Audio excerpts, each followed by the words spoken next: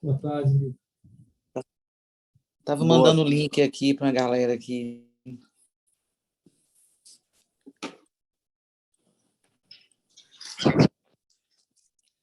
Estão aí aguardando um pouco.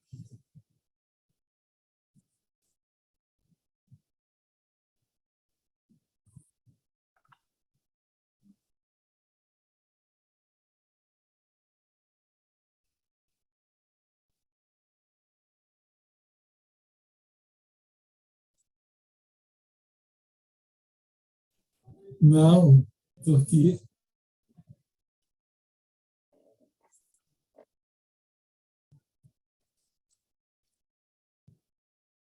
Não, eu estarei semana que vem.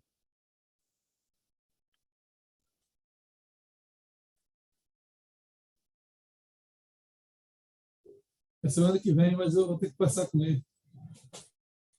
Está mudando os planos já.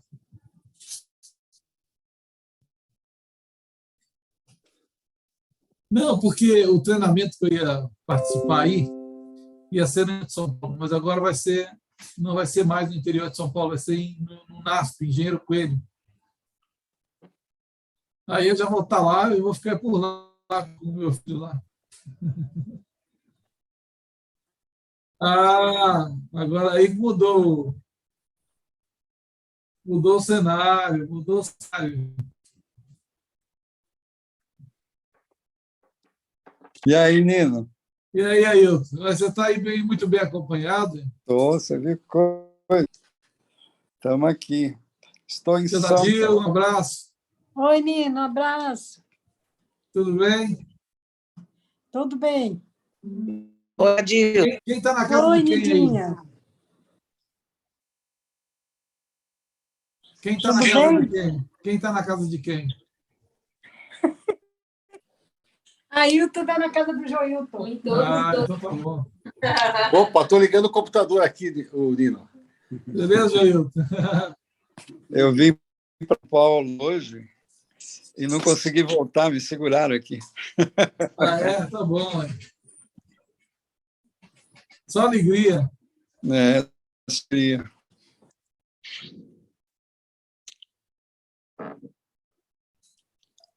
Deixa eu ver quem mais está aqui. Tem uma galera boa. Nós temos aqui a Sheila, a Rô, a Elaine, o Elias, a Nidinha. Tem aqui um amigo nosso aí, o iPhone de Lourdes. Eu não... Abre o áudio, amigo. Abre o áudio aí.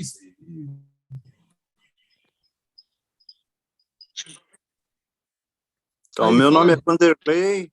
Vanderlei. Eu sou Vanderlei. Fui convidado o Joilton para falar com vocês hoje aqui. Seja bem-vindo, Vanderlei. A bateria acabou. Vanderlei vai ser o preletor, então. Estão me ouvindo bem, não? Sim. Vendo e ouvindo bem. Ok. Joilton vai aparecer ou... Olha, eu estou aqui. Você está aí já? Opa! Ô, Vanderlei, seja bem-vindo. Você está aqui entre a família da gente. Tá? Obrigado. Beleza. Deixa eu ligar aqui o meu áudio não está saindo. Eu vou fechar o meu. O seu está passando?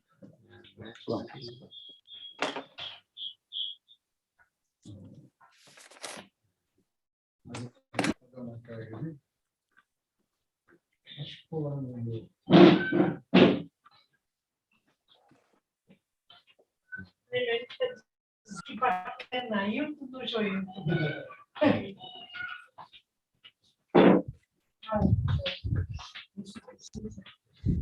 Vocês conseguem me ouvir? Meu áudio chega para vocês? Muito bem, muito bom. Perfeito. Já estamos conectados. Olha, estamos aqui falando de casa. Daqui a dona Zadil, a Vânia, o Pedro, a Deilza. Deixa eu pôr um pouquinho a câmera um pouco mais para baixo, para enxergar todo mundo. Agora sim, agora nós estamos vendo a Deilza. Você estava vendo só? Verdade. Está chegando. E... Agora sim, agora estamos vendo a Deilza. Isso, estamos aqui diretamente aqui chamada aí. O Ailton fazendo a visita, o pastor Ailton está fazendo aqui a visita para a gente. Vai só assinar o nome, né? Você quer que eu ligo aqui? Só para carregar. Pode sentar aí que eu.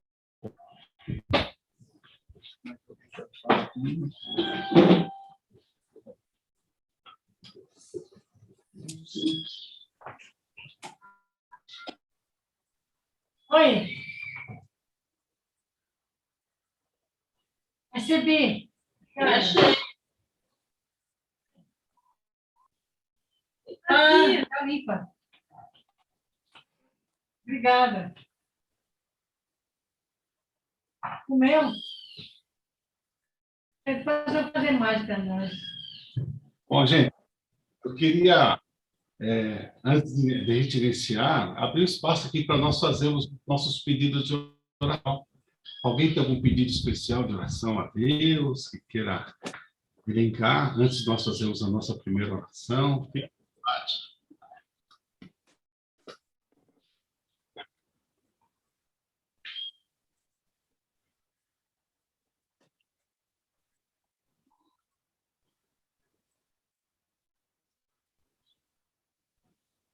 Muito bem. A Estela, né? A sua irmã, né? Mais algum pedido de oração? Eu tenho. Para que Jesus volte logo. Fala mais alto. Para que Jesus volte logo. Eu gostaria de pedir, tem um colega policial nosso, que ele foi submetido a uma cirurgia no coração e ele teve complicações e ele está pedindo oração, né? Deus possa estar visitando ele e dando providências, tá? E a gente está fazendo corrente de oração e orando por ele. Qual o nome dele? Só um minutinho. Acabou de mandar para mim, eu já passo o nome para vocês. Mais alguém tem algum pedido de oração? Eu tenho, Joilton. Eu quero pedir oração por um amigo nosso, um colega de trabalho aqui do escritório. A esposa dele, na quinta-feira, foi fazer trabalho de parto. Ela estava bem avançada. E ela estava com a endometriose. E, nesse trabalho de parto, a criança nasceu, mas ela faleceu. Imagina. Sabe, foi uma situação muito triste aqui para nós. Ontem foi um dia muito triste para nós aqui no escritório, porque é difícil, né? Você conviver com a pessoa nova, menina nova, gente boa, envolvida com desbravadores, o casal, né? O casal envolvido com desbravador. E, de repente, assim, né? Ela no dia, né? No story do Instagram, ela postou as fotos que ela tirou grávida, né? Colocou as fotos. À noite foi para o trabalho de parto na feira, ganhou a neném. A gente tem foto dela com o nenenzinho no colo ali, mas a hemorragia não parava, né? E eles tentaram rever o assunto, mas ela não resistiu, ela morreu. Hoje foi o enterro dela, ela enterrou aí em São Paulo, Cotia. E agora fica esse rapaz, ele é novo, né? Carlos, com duas crianças, uma de 6 anos e um menino recém-nascido. O menino está até aqui na UTI, né? Porque ficou cuidando aqui. O melhor cuidado era ficar deixar na UTI e vai levar para enterrar a mãe. Então, assim, olha, ontem e hoje foram 2 dias muito tristes para nós. A gente lembrando e a pessoa da igreja, do nosso escritório de trabalho, do nosso setor, não do meu setor, mas uma pessoa que ela trabalhava, ela era secretária de tesoureiro. Então, assim, toda hora você tem que falar com o tesoureiro, você fala com ela, né? Então, é uma pessoa que você está sempre falando com ela. E ela, infelizmente, ela faleceu, então eu peço oração por ele, né? A família. O nome dele é Carlos. Eu não sei como é que vai ser a vida dele lá para frente, acho que vai ter que mudar daqui, porque não tem um parente aqui, é como eu. Como é que vai cuidar de uma menina de 6 anos? Não tem como cuidar. Deus possa dirigir a vida deles, e que foi muita tristeza esses 2 dias, muita tristeza. tristeza. O nome do colega é Jamil, né, que está internado no Hospital do Servidor. É um rapaz jovem, muito jovem. Ele trabalha na academia de isso. Estava há poucos dias aí, iniciando um novo trabalho, fez a cirurgia do coração e já vai fazer quase 30 dias que está com complicações. Também eu peço oração para o meu cunhado, o nome dele é Ademar. Já faz 2 anos que ele está lutando aí com câncer, começou no intestino, depois foi para o fígado e agora está no pulmão. Então, ele também é cristão e eu estou pedindo oração por ele, porque é um momento difícil na vida, né? De que passa a situação. Então, como a gente está aqui num grupo, né? Eu estou pedindo oração para a causa. Ademar. Ademar. Alguém mais gostaria de fazer uma oração? Pedir uma oração a Deus, algum pedido? É a Marta Joilton, que vai começar a quimioterapia. Ah, é verdade, ela mandou para a gente no WhatsApp, a gente de pele, né? Marta e pro meu casamento, né? 21 anos de casado. Opa, isso aí é para dar graça. É para fazer uma festa. Olha quem está aqui, Miriam. Como é que vai, Miriam? Joia? Oh. Tudo ótimo. Acabei de comer, estou descansando. Agora assistir. Miriam, você ficou grandona aqui aí no vídeo, viu? Está enorme. Miriam. Não entendi. O que aconteceu? Mudou da água para o vinho? Você tá tão... Ué, meu bem. Já entendi. A tela engorda 5 vezes mais. Eu já entendi isso, estou brincando. Brincadeira. Miriam, Oi. você está gorda. Não, delay. Dicas para você. Delay, você tá lindo. Obrigado. Entendeu? Tá muito. Delay, você sabe que cada um dá o que tem, né? Eu tenho amor por você. Entendeu? E hoje é sábado, né, Miriam? Nego, que saudade de você. Tudo bem, menina? Ótima, com a graça de Deus. E aí, meu bem, quando vai aparecer? Levantou, é? Ah, mas para falar com você, querido. Falar com você. Em breve eu apareço. Deixa eu avisar o pessoal que você que vai dar o estudo hoje.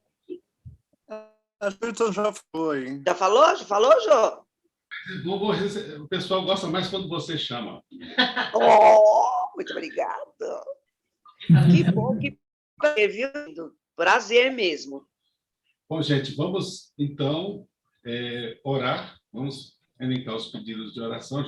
Se não houver mais alguém com pedido... Joilton. Pode falar, Ruth. Só áudio. Bem-vindo. Cadê você, Ruth? Eu estou aqui. Pode pôr a árvore. Bem aqui. Por favor, ligue a câmera. Nós queremos ver você. Eu estou com saudade de você, Ruth. Eu muita saudade. Apareçam. Mas eu quero ver teu rosto. Ah, tá. Tá bom. Tá bom. Deixa eu fazer um pedido de oração para uma pessoa. Eu não a conheço, mas ela é amiga de uma pessoa que é muito importante para mim. Quem tem acompanhado a minha história destes últimos 8 meses, sabem de uma pessoa que me ligou no sábado de manhã, após o acidente do meu filho, e essa pessoa, sim, ela sempre foi muito importante na minha vida, porque é uma pessoa muito inspirada e iluminada por Deus. E eu tive uma necessidade grande de falar com ela, e quando eu a procurei, ela mora nos Estados Unidos, esposa de um pastor, e agora, essa semana, né, na quinta-feira, eu senti a necessidade de falar com ela, E foi aí que eu fiquei sabendo, estava muito triste por conta da filha de uma amiga, chama-se Pietra, a menina. Ela é filha de Sheila, parece-me que Sheila Procópio. E à noite de quarta-feira, a menina se despediu da mãe, foi dormir, e na quinta de manhã, a Sheila foi acordar a filha, Pietra, de 11 anos, e ela estava morta. E, assim, foi um choque muito grande, porque ela não tinha nenhuma comorbidade, não tinha nenhum motivo para esse óbito. E ontem foi o enterro. Eu queria pedir oração por essa família, porque a gente sabe também, né, aí, essa família aí que perdeu a mãe, né? Aí a gente vê quando alguém perde o filho, é muito duro, tanto perder mãe como perder filho. Eu não sei qual que é pior, né? E aí eu queria pedir oração para a família Sheila, sabe? Para que Deus conforte, porque eles só vão saber a causa mortis daqui 30 anos, né? Que é o tempo de sair o laudo do IML, para saber qual foi o motivo, né, do falecimento dessa menina de 11 anos. Então, eu quero colocar a família dela aí, diante do altar do Senhor, para que Ele, da mesma forma que Ele tem nos confortado e nos amparado, que Ele também conforte essa família. É esse o meu pedido. Bem, vamos orar. Mais algum pedido? Eu vou pedir ao pastor Ailton que possa dirigir e levar todos os pedidos anteriores. Oremos. Santo e eterno nosso Deus e nosso Pai, aqui estamos nós reunidos para estudarmos a sua palavra, mas antes nós vimos aqui algumas pessoas se expressando, apresentando suas necessidades e intercedendo em favor de outras pessoas. Se nós temos motivos para alegrar, porque aqui nós vimos dentre nós uma pessoa que está completando 21 anos de casado, nós temos também diversos motivos de pessoas que estão suplicando por pessoas que estão enfermas, pessoas que estão se submetendo a tratamentos, pessoas que estão em fase já de recuperação. Enfim, Pai, nós pedimos que o Senhor, que é o médico dos médicos, através da sua mão, o Senhor é o mesmo ontem, hoje e será para todos sempre. Amém. Aquela mesma mão que tocava nos enfermos e trazia cura, libertação. Nosso desejo, a nossa vontade é que o Senhor faça o mesmo por estas pessoas que clamam em favor de pessoas que estão enfermas. Que a mão poderosa traga cura. Esse é o nosso pedido, esse é o nosso desejo. Mas nós nos submetemos à sua vontade superior. Sua vontade superior não é de sofrimento aqui, mas do livramento do sofrimento para sempre. Então, nós pedimos, ó Pai, que o Senhor, se necessário, através de medicamento, terapias, enfim, procedimentos, quiser curar, ou mesmo através de um milagre, o Senhor pode. Caso contrário, que mesmo no vale da sua morte, a gente possa estar cientes que o Senhor está ao nosso lado e que estará cuidando de nós. Amém. E nós tivemos também, Pai, 2 casos, assim, muito, eu diria, antagônicos. Uma mãe que, ao dar à luz a uma criança, de uma hemorragia, vem a óbito. E outra, a Sheila, que vai despertar a sua filha, Pietra, de manhã, menininha de apenas 11 aninhos, Pai. E não dá para imaginar o que ela sentiu quando percebeu o que havia acontecido. O Senhor conhece a dor que está no coração desse esposo que perdeu a sua esposa, e às vezes as dúvidas e os questionamentos que aparecem, porque deixou ele agora com uma criança de anos e um bebê recém-nascido. Mas o Senhor certamente sabe a razão e o porquê, sabemos, mas nós confiamos e pedimos que o Senhor venha a confortar esse homem, Pai, e a dirigir a vida dessas crianças. Porque se nós tivéssemos a esperança, aí nós teremos razão e motivo para chegarmos ao desespero. Mas como nós temos a esperança, cremos em Ti, cremos no Seu amor, na Sua misericórdia e graça, nós pedimos, Pai, que o Senhor continue agindo, mesmo que nós não entendamos a razão e o porquê. Em favor da Sheila, que ela tenha a esperança também de em breve encontrar-se a sua filha na manhã gloriosa da ressurreição de Cristo. Amém. E conforte a todos nós. Nós vamos estudar a sua palavra. E nós precisamos muito da ação do teu Santo Espírito. Amém. Para compreendermos a tua vontade, o teu desejo, sonhos para nós. Esse mundo, Pai, já deu o que tinha que dar. Não queremos mais continuar aqui. Amém. O nosso desejo, quando ouvimos notícias assim, é clamarmos, volte ao Senhor. Mas nós sabemos que o Senhor virá no tempo adequado, ainda existem pessoas, e nós mesmos ainda não estamos com o nosso viver de acordo com a tua vontade, com o teu querer. Por isso nós pedimos que o Senhor, através do Espírito Santo, continue agindo em nós também, nos preparando para que nós possamos fazer a que está ao nosso alcance, para que outros também façam a entrega da vida ao Senhor. E aí sim, quando cumprir o teu plano, o teu propósito, no sentido que cada um já fez a sua escolha e tomou a sua decisão, o Senhor certamente virá para enxugar dos nossos olhos toda lágrima, e aí nós vamos viver para sempre ao teu lado. Fique conosco no estudo que temos, pedimos a tua inspiração em quem vai nos orientar, nos dirigir, e nós que vamos estar estudando. Em nome de Jesus. Amém. Amém. Amém.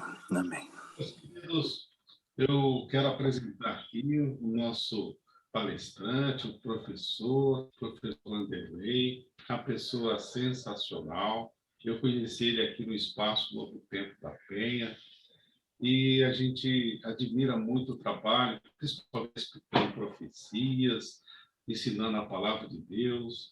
O Vanderlei não está mais aqui conosco no Espaço Novo Tempo. Você fala dos Estados Unidos, Vanderlei, é isso? No momento, sim, na Flórida.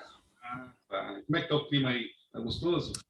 Aqui o clima, na Flórida, o clima é sempre bom, né? Aqui é muito, muito gostoso. Não houve inverno, as coisas correram bom. No momento, nós estamos com 28 graus aproximadamente. Está chovendo no momento, mas deve parar em breve. E tá bom. Aqui está muito gostoso. A Flórida, em termos de clima, é muito adequado. Ela destoa completamente do restante do país, né? E se vocês não conhecem, estão convidados a conhecer quando tiver oportunidade. Estão vários colegas de trabalho da Polícia Civil, temos também colegas que estão vizinhos nossos, que estão estudando a palavra de Deus, já conhecendo o nosso tempo. Temos também parentes de Minas Gerais, de Belo Horizonte, da gigante Nanuque, né? Que está aqui também. E nós temos o prazer de receber você. Você está, não digo num templo, mas num ambiente que é um santuário, onde dedicamos para estudar a palavra de Deus. Tá? Fique à vontade para conduzir o estudo de hoje. Hoje nós estaremos estudando junto com você a palavra do Senhor. Obrigado, Joilton. Obrigado a todos vocês que me receberam aqui, tão gentis. É um prazer, né? Fiquei contente de ver a Miriam, né? Fazia algum tempo já que não nos vemos. Eu moro ainda no Brasil, né? Mas por alguns motivos eu estou nos Estados Unidos. Volto para o Brasil agora em maio, mas vou ficar só um mês e vou vou para o Canadá logo em seguida também, mas quando tiver oportunidade, precisarem de mim, eu estou à disposição, se você achar conveniente, tá bom? Fiquei contente de ver que existe um grupo de pessoas interessadas em estudo de Bíblia, né? Eu gosto muito de estudar a Bíblia, de explicar a Bíblia. Eu não tinha ideia do nível de pessoas que estariam nesse grupo. Eu achei que eram pessoas iniciantes, vamos dizer assim, na palavra. Temos vários, mas estou contente de que tenha pessoas assim de vasto conhecimento bíblico, né? Obrigado a vocês por terem paciência e me ouvir, algo que provavelmente vocês já ouviram muitas vezes na igreja ou em algum outro lugar, já estudaram a respeito. Vocês estão estudando, né, semanalmente, o livro de Apocalipse. Estamos agora no capítulo 3, estudando as cartas de João, as cartas de Deus através de João, para as 7 igrejas da Ásia. E nós, adventistas, nós cremos que essas 7 igrejas, a mensagem a essas 7 igrejas não são mensagens escritas exclusivamente ou direcionadas especificamente para essas igrejas, mas representam períodos de tempo que contam a história, tempo que conta a história do povo de Deus. Então, como o povo de Deus se coloca diante da história nos diversos períodos dessa história, né? Desde a ascensão de Cristo, vamos dizer assim, até o dia da volta de Cristo, e é isso que nós vamos estudar hoje. Dentro das 7 igrejas, Éfeso, Esmirna, Pérgamo, Tiatira, Sardes, Filadélfia e Laodiceia. Essas são as 7 igrejas, como vocês sabem, 7 períodos. Eu, na minha experiência, pode ser que vocês pensem diferente, mas na minha maneira de ver, o estudo a respeito de Sardes e Laodiceia e Filadélfia, Sardes e Filadélfia, que é o estudo que nós teremos hoje, são 2 períodos em que os adventistas não dão tanta atenção como é dado ao estudo das outras igrejas, né? O início em Éfeso, Tiatira, o período de supremacia papal, ou Laodiceia. Sardes e Filadélfia ficam meio ali na penumbra, meio esquecidos, assim. Essa é a minha opinião, pode ser que não seja isso. E se comenta pouco a respeito de Sardes e Filadélfia. Mas períodos importantes, né? E a gente vai tentar entender isso, o que aconteceu nesse período. Não sei se vocês têm Bíblia aí, vou ler agora, que está lá em Apocalipse, no capítulo 3, começando no verso 1 em diante, tá bom? Se quiserem acompanhar. Ao anjo da igreja em Sardes, escreve: estas coisas diz aquele que tem os 7 Espíritos de Deus e as 7 estrelas. Conheço as tuas obras, tens o nome de quem vives e estás morto.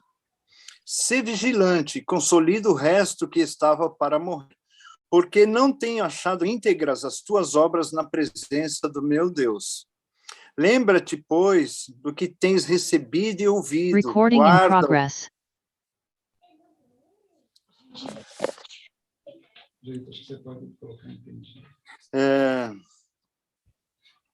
Lembra-te, pois, do que tens recebido e ouvido, guarda-o e arrepende-te. Porquanto, se não vigiares, virei como ladrão, e não conhecerás de modo algum em que hora virei contra ti. Tens, contudo, em Sardes, umas poucas pessoas que não contaminaram as suas vestiduras e andarão de branco junto comigo, pois são dignas. O vencedor será assim vestido de vestiduras brancas, e de modo nenhum apagarei o seu nome do livro da vida. Pelo contrário, confessarei o nome diante de meu Pai e diante dos seus anjos. Quem tem ouvidos, ouça o que o Espírito diz às igrejas. Este é o texto que tem Apocalipse, né, do verso 1 ao verso 6. Eu não sei, Joilton, vocês costumam opinar? Interrompe? Como é que funciona? Bem participativo, o pessoal participa assim. Ok. Então, a hora que vocês quiserem aí, entrem na conversa, podem interromper à vontade, tá bom? O período dessa igreja de Sardes, nós adventistas acreditamos que ele é compreendido entre 1517, 1500, né, até o ano de 1798. 1517 foi o período em que se iniciou, não se iniciou, mas o período que fica marcado pelo início ou pelo acontecimento da reforma, as igrejas reformadas a partir de 1500. Né? É um período especial, porque dentro desse período de Sardes estão acontecendo muitas outras coisas. Existem profecias que estão se completando ou que se identificam com esse período de Sardes. Por exemplo, Apocalipse 14, o Sardes de Filadélfia, né? O período em que começa a ser pregada a primeira mensagem angélica, é o período em que vai se encerrar a profecia de 2.300 tardes e manhãs, é o período em que ocorre a pregação da segunda mensagem angélica, caiu Babilônia. Então, é um período bastante importante. O que foi esse período da reforma? O que foi esse período dos reformadores? Então, em 1517, é o marco, vamos dizer assim, porque foi neste período quando Lutero pregou lá na catedral as suas 95 teses. As 95 teses. Mas Lutero, ele não foi o único que agiu, ele não foi o único realizador da reforma protestante, muito pelo contrário. Existiram outros inúmeros, né? João Hus, John Wycliffe, Zwinglio, Calvino, outras pessoas que participaram dessa reforma protestante. O que é a reforma protestante? A reforma protestante foi um movimento encabeçado por algumas pessoas ligadas à Igreja Católica que estavam descontentes com os procedimentos da Igreja Católica. Foi um movimento que trouxe a Bíblia como meio de conhecimento da vontade de Deus. Foi um movimento de pessoas que discordaram basicamente das indulgências, do perdão de pecados, do adoração a ídolos, coisas desse tipo assim, né? E a reforma, ela foi um movimento importante porque lembrem-se que o período de Sardes, 1517, ele vem logo em seguida ao período de Tiatira. Dando uma recordada, né, porque vocês já estudaram isso, mas Tiatira foi o período da supremacia papal, um período terrível para os que queriam servir a Deus, um período difícil para aqueles que queriam ser cristãos. A Igreja de Deus vivia no período de Tiatira um enclausuramento no deserto, né? Diz Apocalipse 12 que Deus levou a sua igreja para o deserto. Portanto, a Igreja de Deus, durante os 1.260 anos de supremacia papal, a Igreja verdadeira de Deus, ela não estava em destaque, ela não era proeminente, ela não estava vista, ela estava escondida. Daí nós já concluímos que a igreja predominante, a igreja que predominava nesse período não era a Igreja de Deus, porque a Igreja de Deus estava escondida, estava no deserto. Mas nós saímos do deserto, terminou o período de Tiatira, e entramos no período de Sardes, mas não significa que a perseguição tenha se extinguido ou que a igreja tenha deixado de sofrer, né? Porque a perseguição, o período de supremacia papal, ele vai até 1798, quando termina o período de Sardes. Por que a reforma foi importante? Por que esse movimento de reforma foi importante na vida dos cristãos no período de Sardes? Porque tirou o foco da Igreja Católica de sobre os cristãos. Essa semana, eu acho que vocês já devem ter visto isso, né? Eu recebi uma charge que dizia assim: Vladimir Putin vai receber o Prêmio Nobel de Saúde. Nem existe isso, né? Porque em 2 semanas ele acabou com o Covid. Porque hoje só se fala na guerra, ninguém mais dá atenção para o Covid, ninguém mais liga para o Covid, é como se nunca tivesse existido, pelo menos aqui onde eu estou morando, né? Foi mais ou menos isso que aconteceu com o movimento da reforma em relação à perseguição que sofria a igreja, os cristãos, no período final ali, né? Nos anos de 1500 a 1800, vamos dizer assim. De repente, quando o foco era perseguir cristãos, surge um grupo, né, de pessoas, de padres e pessoas envolvidas com a Igreja Católica, querendo mudar os estatutos, a maneira de crer, a forma de adorar, enfim. A Igreja Católica, nesse período, se volta exclusivamente para combater este movimento e deu um pouco de folga, relaxou na perseguição.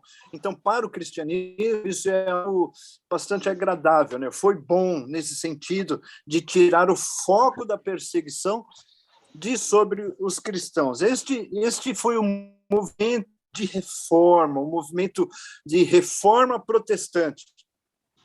Só uma observação, quando eu era criança, né, eu já era adventista, mas quando eu era criança, as pessoas perguntavam se eu era protestante, e eu falava que eu era protestante. Eu não sabia nem o que significava, não tinha... Eu quero só fazer um parênteses aqui, dizendo que a Igreja Adventista não é, ou não foi, ou não participou do movimento protesto.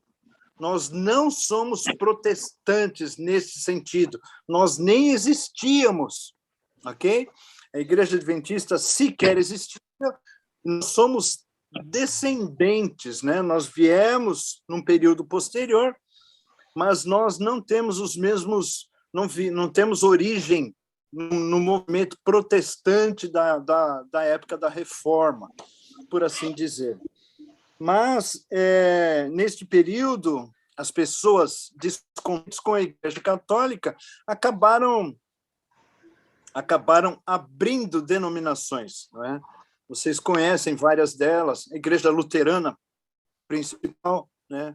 Embora tenha todo o segmento, todo o ritualismo da Igreja Católica, a Igreja Luterana se identificou de maneira separada da Igreja Católica, a Igreja Anglicana, a Igreja Presbiteriana, a Igreja Batista e outras, metodista não tenho certeza, mas algumas outras que surgiram neste período de reforma protestante. E as pessoas, essas igrejas, protestavam exatamente contra o procedimento fora da Bíblia, no que diz respeito à adoração de Deus. Alguém quer acrescentar alguma coisa com respeito à forma em si, não? Eu queria uma parte, o Vanderlei. Falou, né, nesse momento, nesse período da Igreja de Sardes, né, pudéssemos ver aqui Lutero pregando ali as 95 teses de justificação pela fé, foi um momento importante nesse período de Sardes. Outra coisa também que a gente vê a característica da igreja, né? Jesus dizendo que a igreja estava morrendo. A igreja de Sardes, apesar da reforma, estava morrendo a pouco. basear por completo. O Espírito Santo, quando visita a igreja, vê uma igreja ali morta. Pessoas não tinham nome que via, mas estava morta, né? Certa vez conta a história de uma... Eu até anotei aqui, eu achei interessante para contribuir hoje aí na nossa classe. Uma moça, né, que... quem conta isso é o pastor Henry Feyerabend, né? Quando ele comenta sobre Sardes, ele fala de Jones. Ele chega alguém da igreja e começou a falar, a mãe de Mary Jones, ela está procurando ela sumiu, desapareceu. E todo mundo preocupado, a igreja começou a orar, estava tendo aquelas projeções tudo escuro, e disse que o pai dela e a mãe, todo mundo correndo atrás de Mary Jones. E, de repente, quando termina o culto, acende as luzes, Mary Jones estava na primeira cadeira da igreja. Agora, você não viu o anúncio, né, de alguém te disse que você estava perdida, mas eu não estou perdida. Eu estou dentro da igreja. Como eu posso estar perdida? E o que estava acontecendo na igreja Sardes? As pessoas estavam dentro da igreja, mas uma igreja que estava morrendo. Uma igreja que estava preocupada com as tradições, né? Então, você tinha lá esses problemas, as características também que aparecem aqui, que eu gostaria de comentar. Outra coisa também que a gente vê nesse período foi a questão, eu até anotei o que aconteceu nessa época, a noite de São Bartolomeu, 24 de agosto de 1572, né? É um evento que foi também histórico, e a prisão do Papa Pio VI, né? Iniciando aí para alguns teólogos, né, o início do tempo do fim, em 1798. São períodos, são fatos que também ficaram marcantes aí no período de Sardes. E a questão da igreja, né? Até a igreja enfraquecendo ao ponto de Jesus dizer alguns, né? Alguns, e ele faz algumas advertências à igreja, e não tem, são poucos elogios que tem aí, praticamente nenhum elogio. A gente sabe o seu comentário que eu queria fazer. Na verdade, a condenação que Cristo apresenta sobre a igreja de Sardes, a meu ver, é uma das mais graves, né? Porque a pessoa é um morto que pensa que está vivo, né? É um morto, se a gente pode colocar assim, é um morto que acha que está vivo. Mas um morto, ele não serve para mais nada, né? Acabou. Mas tem um outro detalhe que eu quero falar em relação ao que você colocou, Joilton, é o seguinte, povo de Deus. Quem é povo de Deus, né? Nessa época, no período de Sardes, o povo de Deus eram aqueles que se afastaram da Igreja Católica, que não aceitaram os ensinamentos, né, da Igreja Católica e se colocaram numa posição contrária ao dogma normal, se colocaram numa posição contrária àquilo que se considerava correto e normal. Embora eles não tivessem a maioria das crenças que o povo de Deus, no período de Laodiceia, tem, mesmo assim, eles eram considerados povo de Deus. Vejam bem, quem eram, né? O povo de Deus nessa época eram os metodistas, os batistas, os presbiterianos, os anglicanos, pessoas que não tinham afinidade com os 10 mandamentos. Muitos deles mudaram pouco a vida em relação ao seu afastamento da Igreja Católica. Mesmo assim, foi um período em que foram considerados povo de Deus. Eu vejo nesse aspecto como é ampla a graça e a misericórdia de Deus. A graça ela é algo inexplicável, sabe? É algo incrível, assim, como Deus salva as pessoas. E em segundo lugar, essa questão da verdade presente, né?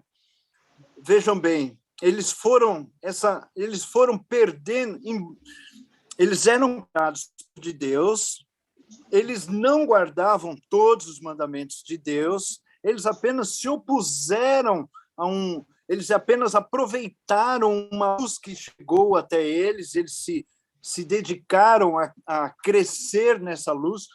Quando nós lemos a declaração, né, de protesto destas igrejas neste período, eles se propuseram a pregar única e exclusivamente a Bíblia e todas as verdades que eles descobrissem dentro da palavra de Deus. É muito bonito a declaração. Apenas que eles não continuaram, começaram muito bem. Diz a história que a cidade de Sardes, no passado, na sua criação, na sua origem, era praticamente inexpugnável, porque ela ficava coberta por montanhas que davam acesso a essa cidade. Quando o acesso à cidade era proibido, ou era impedido, ou era vigiado, ninguém conseguia chegar a essa cidade. No entanto, Sardes foi derrotada muitas vezes por falta de vigilância, por falta de cuidado.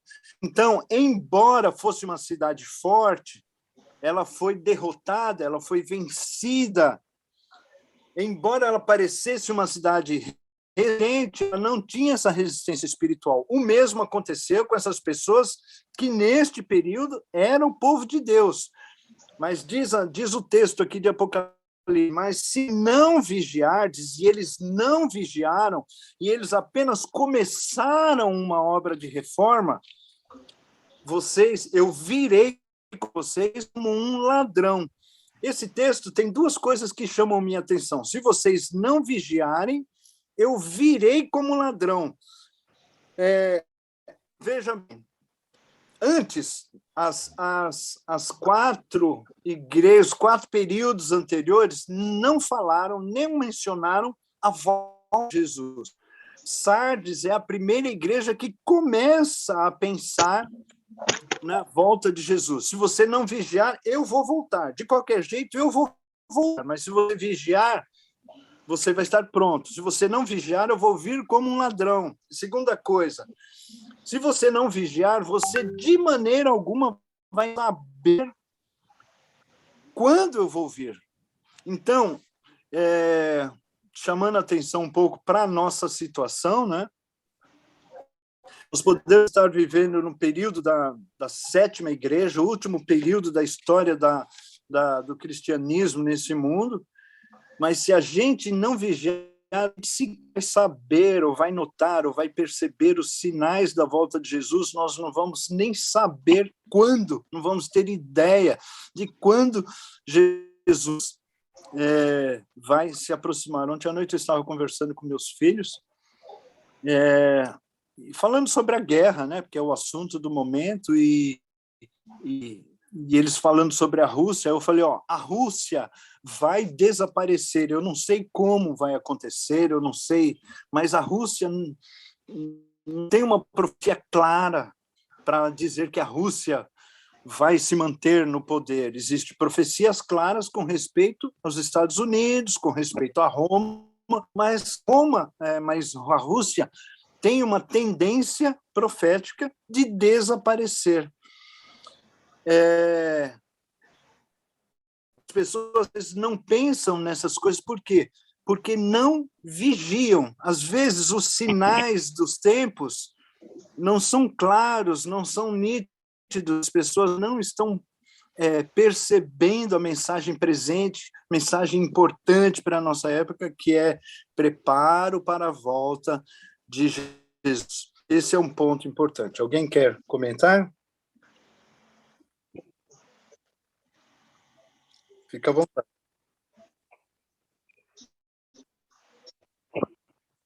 Uhum.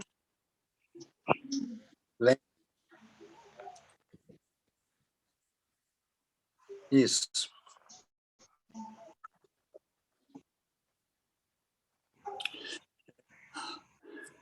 Já concluiu? Ok. Esse lembra-te do verso 3 é muito assim emblemático, sabe? Por quê? Lembra do que você tem recebido, ou seja, chegou uma luz para vocês, vocês perceberam que o caminho proposto não era o bom, chegou uma luz, vocês receberam, mas agora vocês estão se esquecendo. Lembrem-se, vocês iniciaram uma reforma e essa reforma precisa continuar, né? O ser humano tem a tendência de esquecer, né? Mas lembrem da luz que continuem nessa luz. Nós vamos ver daqui a pouco, né? Eu não sei. Quanto tempo a gente leva aqui, Joel? Fique à vontade. Geralmente termina entre 6 e meia. Não.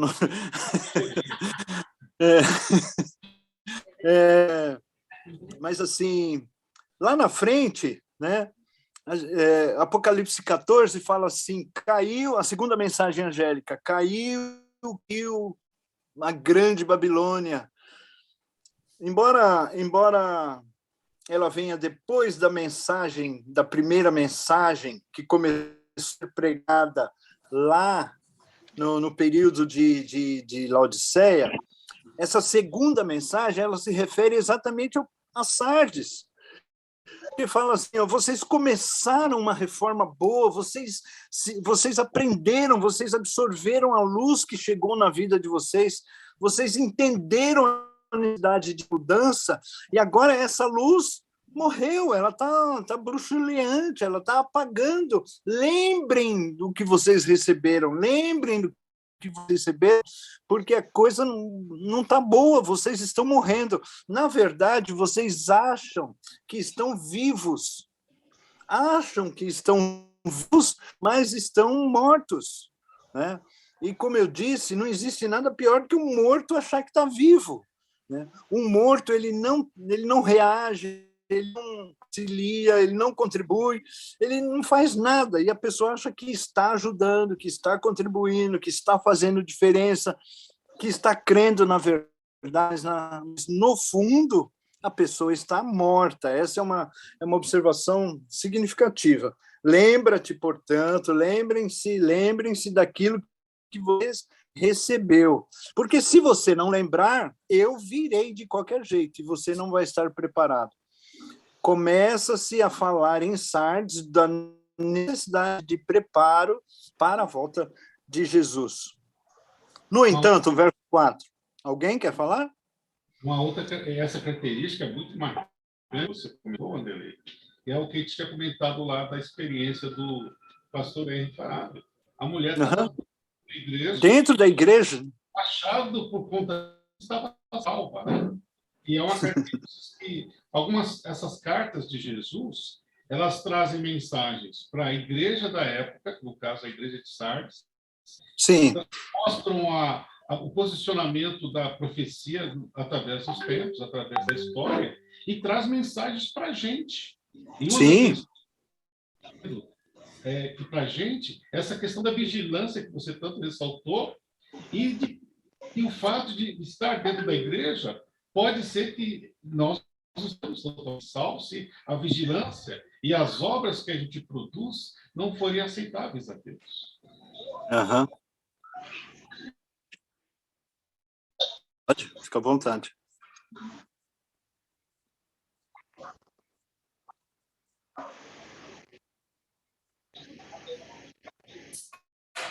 Certo. Verso 4. Tens, contudo... Eu acho interessante. A igreja de Sardes, ao contrário das outras que já vieram antes, não existe uma acusação delas de heresia. Ela estava morta, parecia viva, ela estava morta. Mas as anteriores, pelo menos, tinham algo mais. Tipo, você tem contra a tia Jezabel, o outro tinha a doutrina dos nicolaítas, o outro estava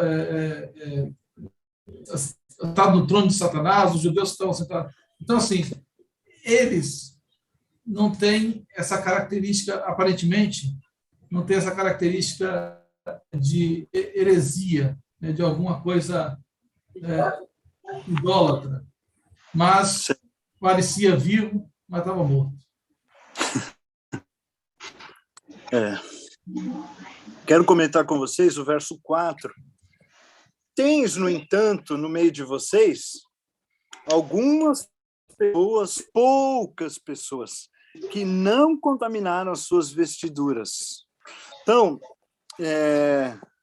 Deus sempre teve povo fiel, Deus sempre teve um povo fiel, sempre, né? Em todas as épocas, por mais que Satanás tenha levado vantagem em alguns períodos sobre os povos, sobre a vontade das pessoas, sempre houve alguém que permaneceu fiel. Pessoal, eu acabei de receber o aviso aqui, que minha bateria está acabando.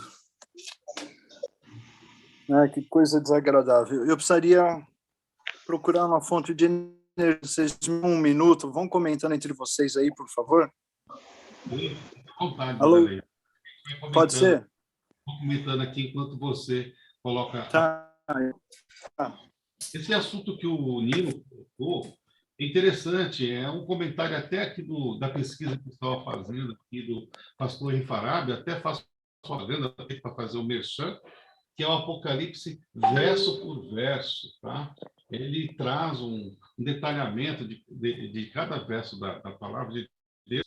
Diz, a igreja de Sardes não tem nicolaítas, nem Balaão, nem Jezabel, mas há um tampor e uma morte espiritual que produz uma situação mais triste e sem esperança do que uma tolerância medíocre. Então, era uma situação parecida com a parábola de Jesus da dracma perdida. Tá? Ela foi perdida e o pior, que ela achava que estava dentro de casa, né? Aqui no caso da igreja, e por conta disso, ela não se sentia perdida. Então, é uma situação que hoje prolifera em muitas denominações, pessoas que se alinham à tradição, ao costume. E eu me lembro de um relato de Jesus falando sobre isso, quando ele começa a separar um grupo à esquerda e outro à direita. Ele fala, vinde bendito do meu Pai, recebei o reino. E eles, mas Senhor, como que eu vou receber? Será que eu mereço? O que eu fiz para merecer? E Jesus vai relatando tudo que eles fizeram, me deste de comer, de beber, de vestir. Mas um grupo que tinha certeza que merecia, do outro lado, um outro grupo grandão, começa a dizer, mas Senhor, esse povo aí não sabe nem por que vai ser salvo. Nós, Senhor, em teu nome, nós profetizamos, nós fizemos milagres. Só tem gente bacana aí, Fizemos não tem prostituta, só tem aí. Se a gente fosse colocar para os dias de hoje, seriam cargos assim como diretor de asa, diretor de pastor, bispo, dependendo da denominação, muda o nome. Só gente, e outra coisa, só fazendo coisa boa. Aí Jesus para eles e fala um palavrão. Imagina uma pessoa que está se achando salvo, se achando digna, se achando que merece dizer, ele ouve dizer, eu não te conheço, não sei quem é você. Eu não te conheço. E outro detalhe, isso que você acha que você fez, para mim é iniquidade. Não tem valor nenhum. E buscando um pouco da história de Sardes, né? Sardes, no passado, bem antes desse período de João, os historiadores dizem que Sardes tinha sido uma cidade magnífica, né? Uma cidade muito, muito bacana, uma cidade muito importante. E naquele momento que vivia ali, ela já não era mais isso, ela vivia do passado, do esplendor do passado. Então, isso mostra um pouco da igreja que estava vivendo naquele período profético, vivia das obras do passado, da reforma, mas chega um momento que a igreja está espiritualmente morta. A condenação é porque ela está morta. E espiritualmente morta é que você não tem mais, recebe mais a ação do Espírito Santo. Porque é o Espírito Santo que nos fortalece, nos verifica, que nos mostra, aponta a justiça, a verdade, o juízo. É o Espírito Santo que nos fala aquilo que estão errado. Então, assim, quando a gente... parece que a igreja de Sardes estava morta porque não tinha mais a presença do Espírito Santo na vida deles. Me permita só contribuir aqui. Você falou algo bem interessante, porque nós vamos perceber que o Espírito Santo ele age em nossa vida, fazendo com que nós vamos tendo um crescimento. Não existe aposentadoria na vida do cristão. Nós continuamos crescendo, e à medida que a gente vai crescendo espiritualmente, a gente vai desenvolvendo. E olha aqui, você falou bem isso, olha. Ao anjo da igreja em Sardes, escreve estas coisas, diz aquele que tem os 7 Espíritos de Deus. Quando a gente vai lá para Isaías, 11, 2, a gente vê: repousará sobre ele, ou seja, sobre o ungido, o Espírito do Senhor, o Espírito de sabedoria. A gente vê uma pessoa, como foi mencionado aqui, que estava ali no meio, da igreja principal, do império. Ele fala: espera aí, isso daí não está de acordo com o que está na palavra de Deus. É claro que o povo não vai praticar, eles não conhecem a palavra de Deus. Ela é uma lâmpada para iluminar os pés, ela é uma luz para iluminar os caminhos, ela é a verdade, santifica-os na verdade, a tua palavra é a verdade, mas o povo não tem a Bíblia. Então, é por isso que aqueles que têm a responsabilidade de ensinar a Bíblia não estão ensinando. E Martinho Lutero vai e começa a traduzir a Bíblia, a gente vê lá, para o alemão, que era a língua dele. E aí a gente vê que aqui em Isaías, capítulo 11, 2, dá 7 características do Espírito Santo. Começa com sabedoria, depois vem entendimento, depois vem conselho, depois vem fortaleza, depois vem conhecimento e depois vem o temor de Deus. Então, foi aquilo que o Vanderlei, Vanderlei mencionou aí, que Martinho Lutero ele começou, mas a reforma não andou. Então, nós também não podemos apenas começar caminhada cristã. A gente precisa permitir que o Espírito Santo produza em nós frutos do Espírito, ou fruto do Espírito, em sua plenitude. E não houve um avanço. E aí, o que acontece? A água parada, ela acaba estragando. Então, houve aquilo que parece que está vivo, mas está morto, Então, a gente vê que a Bíblia, a gente precisa ter a Bíblia, mas depois da Bíblia, o que você precisa? Estudar a Bíblia, se aprofundar e começar a praticar aquilo e viver de acordo com a luz que você conhece. A luz, foi mencionada aí, a verdade presente. Primeiro vamos dar a Bíblia para o povo. Tá bom, agora cada um interpreta da sua maneira. Um acha que, olha, eu achei interessante, aqui diz que a gente deve adorar a Deus. Mas em que dia que a gente precisa prestar o nosso culto de adoração a Deus? Aqui diz que o nosso corpo é templo do Espírito Santo, como foi mencionado aqui, a Igreja Metodista. Mas eu faço com o corpo do Espírito, o templo do Espírito Santo. Entendeu? A gente precisa pregar o Evangelho, mas que Evangelho tem que ser pregado? Aí foi mencionado o juízo, mas juízo lembra o quê? Não pode ter julgamento se não tiver lei, tem que ter lei. Então, a gente vê que a reforma não andou. E depois a gente vai falar da igreja de Laodiceia, que ela começa a pegar um pouquinho de cada... Olha, da igreja luterana, nós vamos pegar o quê? Só a Escritura. Da igreja batista, olha que interessante, o batismo tem que ser por imersão. Não é esse negócio de jogar um pouquinho de água na cabeça e falar que isso é batismo, não. Tem que ser mergulhado na água, profundo. Da igreja batista do sétimo dia, olha, tem um dia para ser observado, Olha, onde está Cristo? Ele é hoje, ele é o nosso sacerdote, nos representa. Então, as verdades vão aparecendo e vão sendo agrupadas, e a gente vai encontrar isso na igreja de Laodiceia. Agora, que foi mencionado aqui, Martinho Lutero deu o pontapé, mas ele morreu. Alguns vieram depois dele, mas não houve um avanço naquilo que se chama do Espírito Santo. As pessoas não se permitiram ser totalmente guiadas por esse Espírito e algumas verdades ficaram o quê? Adormecidas. Vamos viver hoje. O que eu preciso fazer? Qual é o mínimo que eu preciso fazer para eu não ser classificado como um ateu?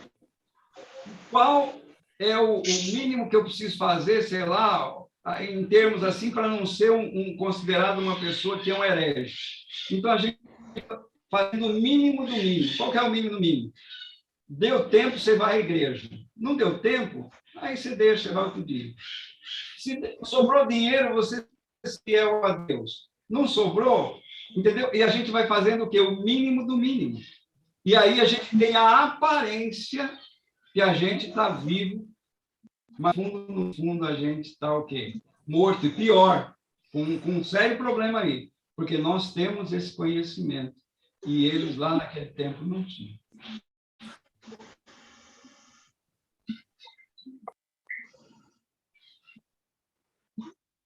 Vanderlei, seu microfone está desabilitado, Vanderlei. Ele vai dar a introdução. Ok. Pode falar.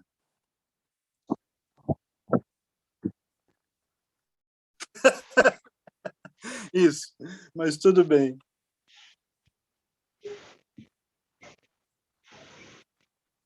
Pastor.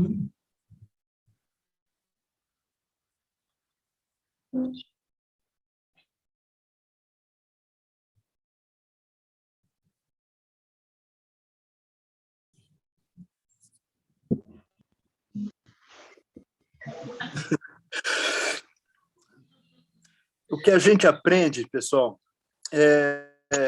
como foi colocado, a gente aprende e coloca em prática.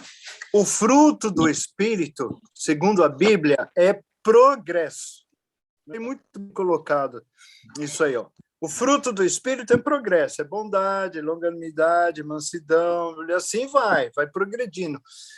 No caso da igreja de Sardes, houve um regresso. Então, não havia o poder do Espírito Santo, eles estavam agindo, abandonaram o Espírito Santo e não tinha mais como mudar de vida, uma vez que o Espírito Santo parou de agir, não é? É um regresso. E com o Espírito Santo é sempre progresso, como foi colocado, né? Aprendemos isso. E agora? Vamos para aquilo. E agora? Como é que faz isso? Espírito Santo é progresso. Pessoal, eu quero para a parte final com respeito a Sardes, no que diz respeito ao vencedor, né? A promessa para o vencedor.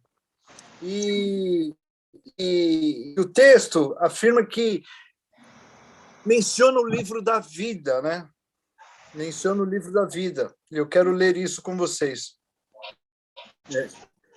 Minha esposa levou o telefone que eu estava usando e preciso achar o texto de novo aqui. Espera aí. Apocalipse, capítulo 3. Diz assim, ó. O vencedor será assim vestido de vestiduras. Acho que isso aqui é simples para a gente, né? Vitória, justiça de Cristo e tudo mais, e de modo nenhum apagarei o seu nome do livro da vida. Veja bem, o livro da vida existem mesmo na Igreja Adventista. Eu não sei que seja o caso neste grupo, mas eu quero salientar essa coisa do nome ser apagado do livro da vida. Pessoal, quando uma pessoa tem um nome inscrito no livro da vida, o Espírito de Profecia diz que o nome entra para o livro da vida quando a pessoa aceita Jesus, ok? Todos aqueles que um dia aceitaram Jesus, todos aqueles que um dia aceitaram Jesus, têm o seu nome inscritos no livro da vida. Esse é um fato. Quando o nome sai da vida, quando a pessoa é julgada, depois do juízo. Por que eu estou salientando isso? Porque já encontrei várias ocasiões que as pessoas falam, não, Jesus morreu, os pecados foram perdoados, ele já cumpriu, ele já, na igreja adventista, falando, e a pessoa acha que Jesus já fez tudo e perdoado para sempre. Veja bem, o nome sai do livro da vida se a pessoa desistir de Jesus, mesmo depois de convertido.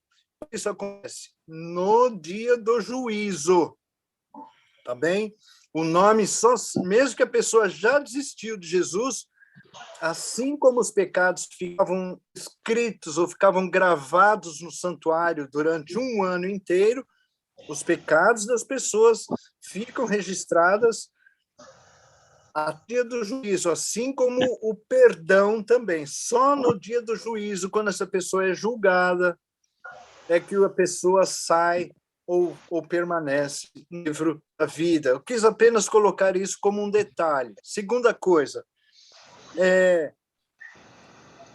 não se falou disso também antes. Não se falou disso antes nas igrejas anteriores que antecederam, Éfeso, Esmirna, Pérgamo. Não se falou. Tiatira vem falando do livro da vida agora. Por quê? Porque se aproxima o período do juízo. Assim como não se falou nas igrejas anteriores sobre a volta de Jesus. Começa-se agora em Sardes a mencionar volta de Jesus e livro da vida. Encerra-se o período de Sardes, né? Em 1798, com a prisão do Papa, encerra-se esse período e começa agora um período que nós chamamos de período da Igreja de Filadélfia. Um período bastante curto. Nós classificamos esse período de 1798 a 1804. Um período em que as coisas aconteceram muito rapidamente. Né? Foi o período quando se começou a pregar a primeira mensagem angélica, né? Adore a Deus, adore o Criador. Então, a mensagem angélica de Apocalipse 14, verso 6, e vem fazendo a menção agora também da segunda mensagem angélica, sai dela, povo meu. Aliás, sai dela, povo meu, está lá na repetição da segunda mensagem angélica de Apocalipse 18. Mas vem mencionando que caiu Babilônia. Ou seja, essas igrejas que pararam no tempo espiritualmente, que não progrediram, tem ainda algumas pessoas que não se contaminaram. Tem umas poucas pessoas, a mensagem final de Sardes, algumas poucas pessoas que andarão junto com Cristo, que andarão de branco, que vestirão vestiduras brancas, que não terão o nome removido do livro da vida. Algumas poucas pessoas. Essas pessoas receberam a mensagem de que a reforma precisava continuar. De que forma agora a mensagem precisava continuar? Havia necessidade de se pregar uma nova mensagem presente. Qual que era a mensagem presente? Jesus vai voltar. Nós conhecemos bem a história, né? o envolvimento das pessoas com respeito à pregação da volta de Jesus a partir de 1798. Foi quando o livro de Daniel começou a ser aberto, as profecias começaram a ser entendidas. Guilherme e diversas outras pessoas começaram a pregar. Interessante que o livro Grande Conflito, ele ensina isso bem claro, que pessoas que não se conheciam entre si começaram a pregar em lugares diferentes, né? Mais ou menos no mesmo período, ensinando que Jesus iria voltar por volta de 1840, 44, 44. Leiam o capítulo 20 do livro Grande Conflito. Fala exatamente isso. Algumas pessoas pregavam na Europa, pessoas pregavam na América do Sul, pessoas pregavam na Índia que Jesus iria voltar. Como isso era possível? Só era possível porque Deus, no momento certo, permitiu que o homem entendesse que era o momento de renovar a mensagem presente, o momento de começar a falar da volta de Jesus. E o livro Grande Conflito diz isso bem detalhadamente, como ocorreu a pregação, né, da mensagem da volta de Jesus aqui por volta de 1800. Guilherme Miller, ele começou a pregar a partir de 1821, 1820, ele começou a ensinar, Jesus está para voltar, e ele não tinha ideia de quão longe esse movimento, né, iniciado por ele aqui na América do Norte, se estendia. E foi algo assim incrível, ao ponto de pessoas abandonarem, né, os seus mortos para pregarem que Jesus iria voltar no dia seguinte. Essa história eu acho muito interessante, né? Pessoas que no dia 22 de outubro esperavam que Jesus voltasse, mas um parente havia morrido na data anterior, nem se preocuparam em enterrar as pessoas, porque Jesus ia voltar, a pessoa iria ressuscitar. Bom, mensagem presente, volta de Jesus. Isso começou a ser pregado. Ponto. Vamos ler na Bíblia.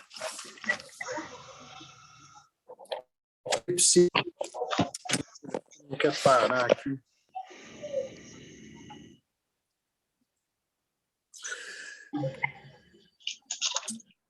O anjo, verso 7, ao anjo da igreja em Filadélfia escreve: estas coisas diz o santo, o verdadeiro, aquele que tem a chave de Davi, que abre e ninguém fecha e ninguém abrirá. Conheço as tuas obras. Eis que tenho posto diante de ti uma porta aberta, qual ninguém pode fechar. Tens pouca força, entretanto guardaste a minha palavra e não negaste o meu nome. Eis que farei que alguns dos que são da sinagoga de Satanás, desses que mesmos se declaram judeus e não são, mas mentem, eis que os farei vir e prostrar-se aos teus pés e conhecer que eu te amei. Porque guardaste a palavra da minha perseverança, também eu te guardarei da hora da provação que há de vir sobre o mundo inteiro, para experimentar os que habitam sobre a terra. Vem sem demora. Conserva o que tens, para que ninguém tome a tua coroa. Ao vencedor faloei coluna no santuário do meu Deus, e daí mais sairá. Gravarei também o nome dele, sobre ele o nome do meu Deus, o nome da cidade do meu Deus, a nova Jerusalém, que desce do céu da parte do meu Deus, e o meu novo nome. Quem tem ouvidos, ouça o que o Espírito diz às igrejas.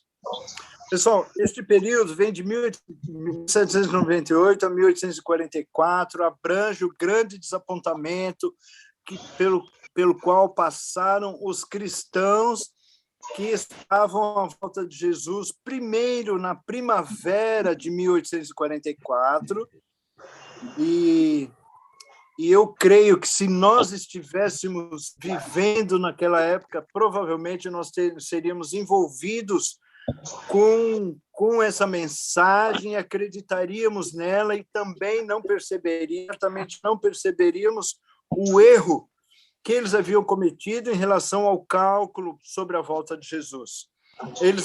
O cálculo estava completamente certo, o cálculo estava correto, apenas o evento estava errado, né?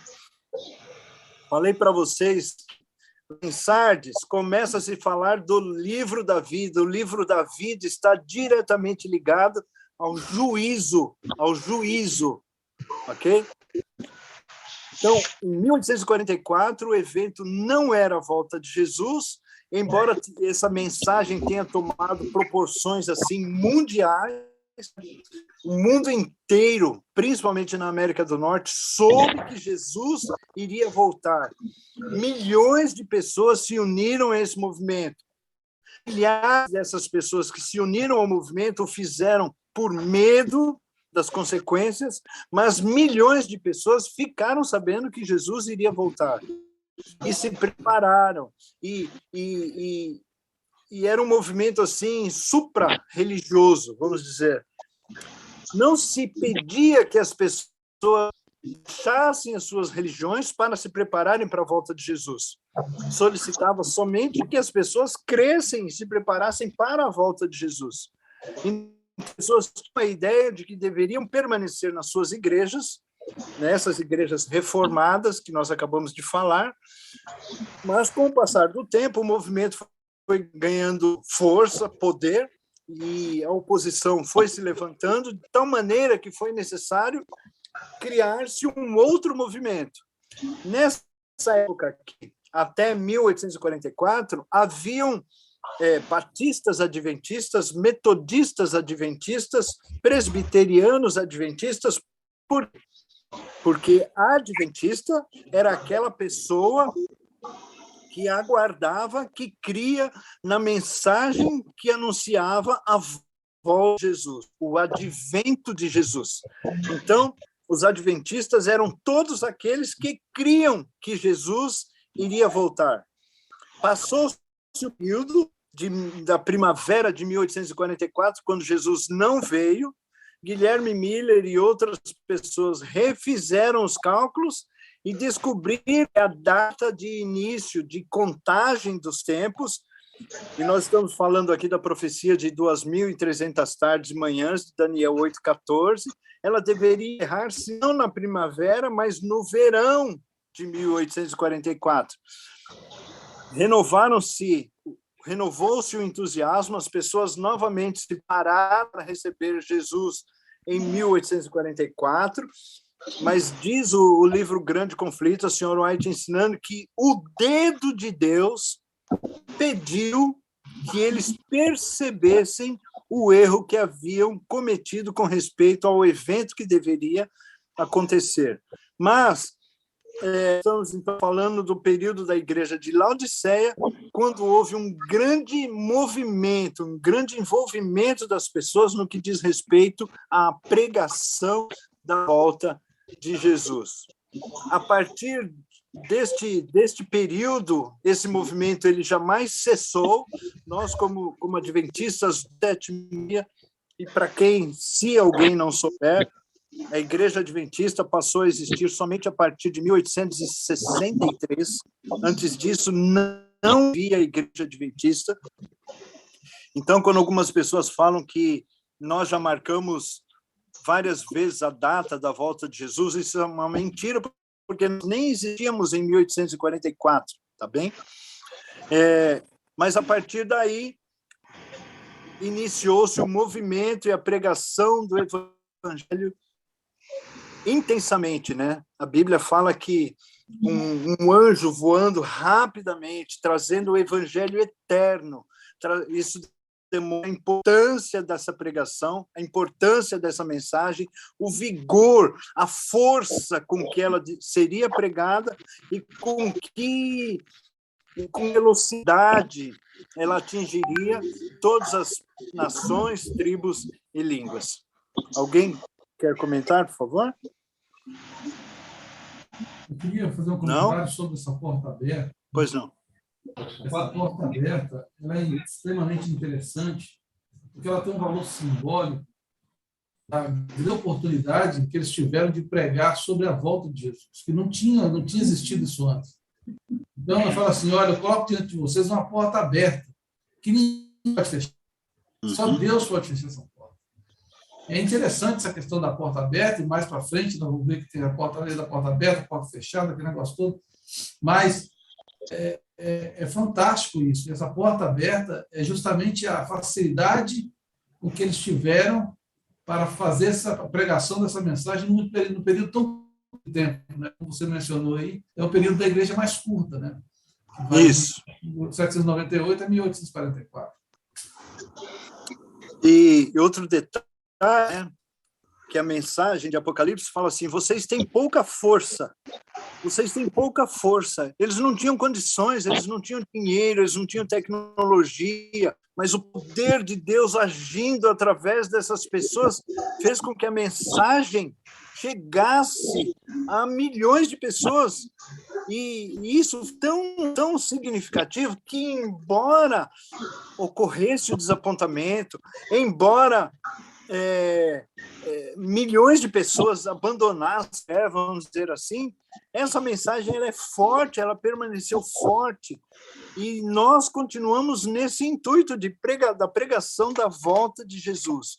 Privilégio que se estendeu a essas pessoas e que puderam pregar a mensagem num período extremamente curto, mas que chega a nós hoje, que temos liberdade de expressão, tecnologia, conhecimento, a Bíblia desvendada, vamos dizer assim, né? Daniel e Apocalipse não estão mais fechado, trancado, é um livro aberto, nós temos o conhecimento, temos a oportunidade, como você colocou, algo assim, é um privilégio a gente poder participar de algo tão significativo no reino de Deus, sabe? É algo muito grande. A volta de Jesus não é pequeno, não é uma coisa simples, é o maior evento de toda a humanidade, talvez mais significativo, provavelmente mais importante, talvez, não sei se pode colocar assim, do que o próprio nascimento de Cristo, bem que o nascimento de Cristo é necessário em função da graça e tudo mais, mas esqueçam isso. Nós estudamos, né, antes desse estudo de Apocalipse, a gente estudou sobre Daniel. O Hilton, que deu a última lição, Daniel 12, disse que assim, fecha o livro e guarda, porque vai passar muito tempo, se multiplica, o conhecimento se multiplicará. E aí, justamente, é esse o momento, esse período da igreja aí de Filadélfia, né, que o conhecimento das profecias torna-se vasto, todo mundo começa a entender sobre essa questão da volta de Jesus, e a gente vê o início do tempo do fim, né? É fantástico isso, é fantástico. Eu acho que foi um momento, quem esteve presente nesse período, teve uma grande, como você falou, uma grande oportunidade de participar de um movimento fantástico da história do cristianismo, né? E nós também, hoje, já é o próximo estudo da Igreja de Laodiceia, também temos uma grande responsabilidade e um grande privilégio, focando apenas em Filadélfia. Bom, pois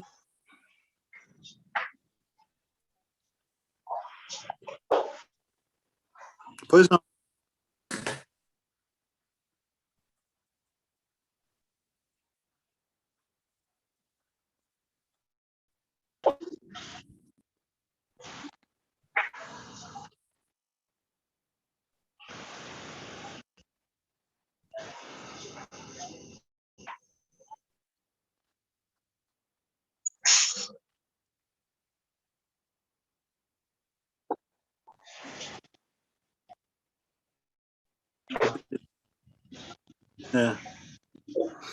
Não existe, né, Elias? Não existe reprovação para a igreja de Filadélfia. É muito interessante. Não tem, as outras igrejas têm uma reprovação, mas a de Filadélfia não tem reprovação. Então, eu acho muito significativa a coisa assim, tens pouca força. Eles tinham pessoas não convertidas no meio deles, mas não impediu a pregação do evangelho. Gente, às vezes a gente não pede o poder do Espírito Santo. A Bíblia fala que Deus tem mais vontade de dar o Espírito Santo para nós do que nós queremos dar boas coisas aos nossos filhos. Isso é irracional, sabe? E a gente não pede. Nós vivemos no final da história deste mundo, os sinais, os acontecimentos, a economia, de uma forma geral, tudo mostra que Jesus está voltando. A gente talvez esteja, né, hipoteticamente, tenha muitas pessoas na igreja vivendo como achando que está vivo, estou na igreja certa, vou aos cultos, faço as minhas devoções e tudo mais, e está morta, né?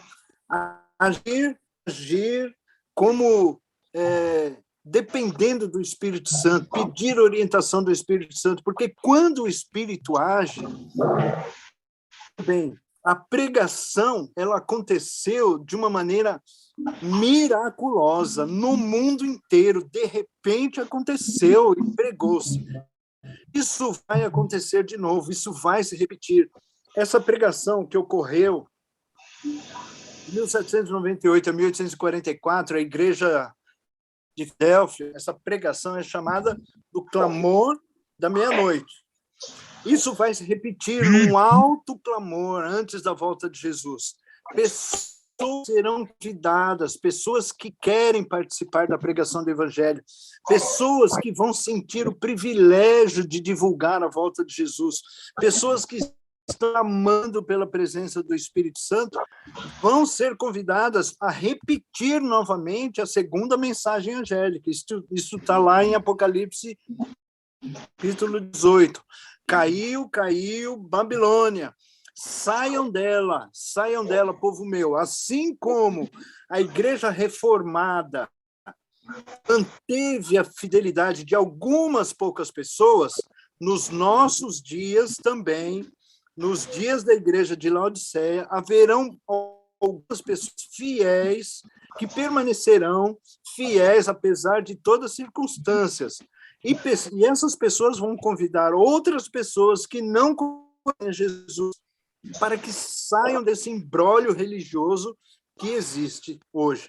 Eu estava lendo essa semana e eu descobri que no Brasil abrem-se 14 mil igrejas por ano, igrejas com títulos novos, 14 mil igrejas por ano, uma verdadeira Babilônia. Como que as pessoas podem encontrar a verdade no meio de tudo isso daí, não é? Somente pelo poder de Deus, pelo poder do Espírito de Deus, agindo na vida da pessoa, agindo na vida das pessoas que querem ser informadas da realidade em que elas estão vivendo. Pessoal, aqui para são... Passei 20, acho que aí no Brasil já são 6h35, né?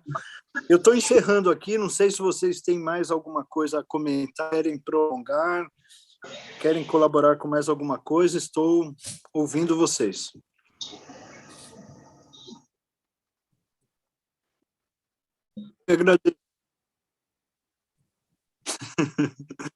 Eu que agradeço pela atenção de vocês, pela sua participação e dos demais também. Eu estou vendo a Lu ali de vermelho. Lu, prazer ver você, viu? Tá me ouvindo? Dá um tchauzinho aí. Sim. Não, tia! Não! Elas estão ouvindo aqui, só não queriam aparecer. Um abraço a todos. Pessoal, muito obrigado.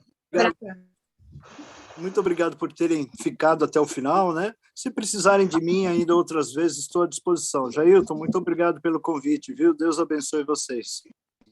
Vou agradecer por você ter compartilhado conosco a palavra de Deus.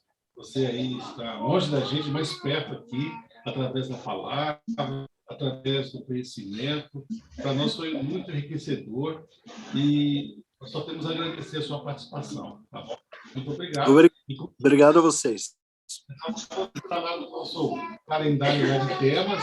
Quando você tiver uma nova oportunidade, está aqui conosco também. Ok. Obrigado, Jailton. Você tem fazer uma oração por nós aqui? Seu som não está muito bom. Meu som está bem. Consegue? Eu pedi para você fazer uma oração para terminar. Ok. Vamos lá. Grande Deus, o Senhor é bom, sua misericórdia para sempre. É um privilégio para nós podermos nos reunir como seres humanos, estudar a palavra, o Evangelho eterno, Senhor. Como é bom aprender do Senhor. Muito obrigado porque se preocupa conosco e abre ao nosso conhecimento coisas que para muitos pode ser difícil de entender, mas o Senhor, pela sua graça e misericórdia, isso é acessível ao ser humano e nós participamos disso. Muito obrigado. De uma maneira especial, rogo a sua bênção sobre cada um que nessa tarde estudou a tua palavra. Muito obrigado por sua presença entre nós. Nós vamos encerrar o sábado, daqui a pouco, pelo menos aqui onde eu estou. Que o Senhor nos deu a semana, que o Senhor abençoe as atividades de cada um, os planos, os projetos, mas que, acima de tudo, a sua vontade se realize na vida de cada uma dessas pessoas, na minha vida, da minha família e na família de cada um de nós. Muito obrigado, Deus, pela vida, pela saúde, pelo alimento, pelo abrigo, pela segurança que proporciona a nós. Continue abrindo a nossa mente para a compreensão da tua vontade. Nós oramos em nome de Jesus. Amém. Amém. Todos, pessoal. Deus abençoe. Recording stop. Boa semana. A foto, todo mundo com a foto. Vamos ligar aí para tirar a foto. Foto, que foto? O 3, hein? No 3. 1, 2, 3. Vou tentar tirar a foto. Depois o Joilton te manda. Você apareceu, né, Gi?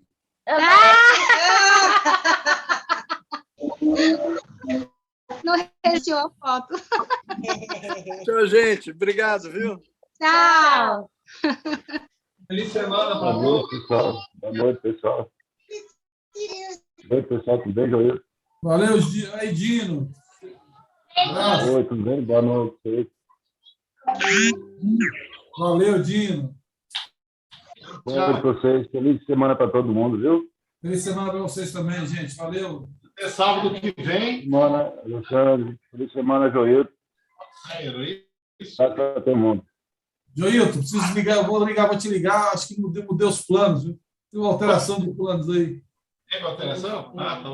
Vou te mandar uma mensagem. Tá bom, tá legal. Valeu, um abraço. Tchau, gente. Tchau, tchau.